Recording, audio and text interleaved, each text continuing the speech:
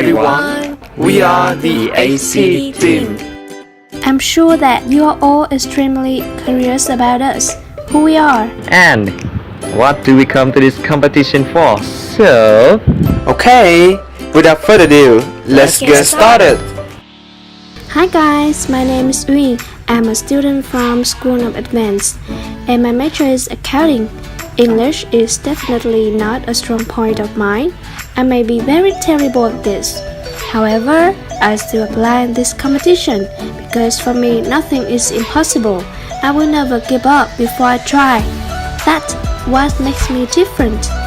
what's up everybody? I'm Khang, a student of School of Advanced Study and Business English major. Well, it's kinda embarrassed. My friends call me a weirdo because of my ideas whenever I have teamwork assignment in class. But the ideas have never been rejected. And you know, I soon realized that what makes me different is my creativity.